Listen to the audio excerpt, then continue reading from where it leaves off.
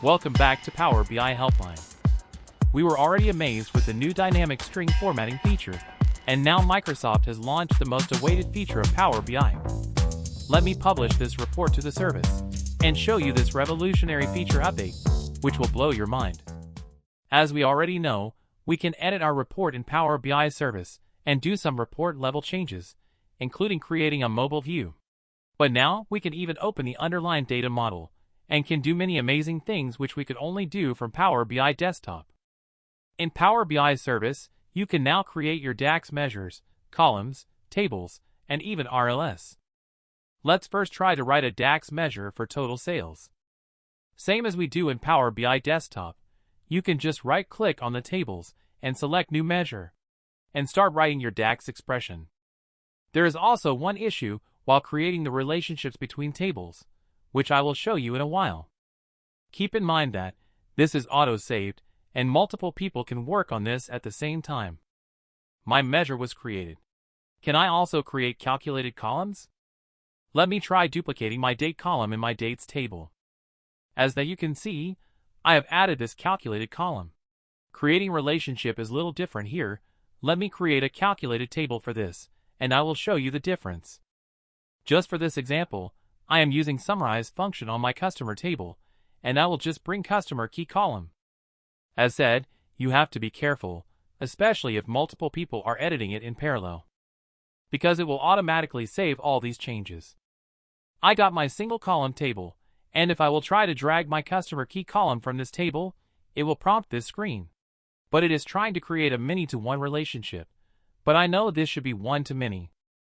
If you will try to create this, it will throw an error. It is saying, while creating this relationship, from should always be at many side and not at one side. So you cannot drag the column from dimension to fact, rather you need to drag from fact to dimension. It is actually allowed in desktop, and anyway it will create the same relationship there. Now I will be able to create this relationship. This is really amazing. Everyone who has built permission on this dataset can edit this model. You can also delete these calculated tables or columns, which you have created, but you will not be able to delete the tables or columns which belong to the source itself. There are some limitations as well, but let's now try to create a row-level security on this dataset. You have all the flexibility to create the static or dynamic roles same way as you do in Power BI desktop. For example, I am trying to create a country-level role for Canada. In this default view, you cannot write DAX expressions, and for that, you can switch to DAX editor same way as you do in Power BI desktop. The most amazing thing is here, along with this role creation, I can directly assign access to my users directly from this space. And this is really unique, because it has been noticed that people tend to forget that they will also have to assign access from dataset security settings after creating the roles from the desktop. One important thing to notice here is, this feature is by default available in my workspace. And if you try to use this from a shared workspace, you may find that the option to open data model in Power BI service is grayed out. You can enable this from your workspace setting. In case of premium workspace, it can be controlled using metric app as well.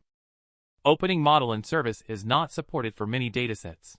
For example, datasets with incremental refresh, or datasets which are published through deployment pipeline. You should read the Microsoft official documentation to know more about all these limitations. Thanks for watching. Please subscribe to our channel for all such amazing videos in Power BI. Post your feedback suggestions in comment box.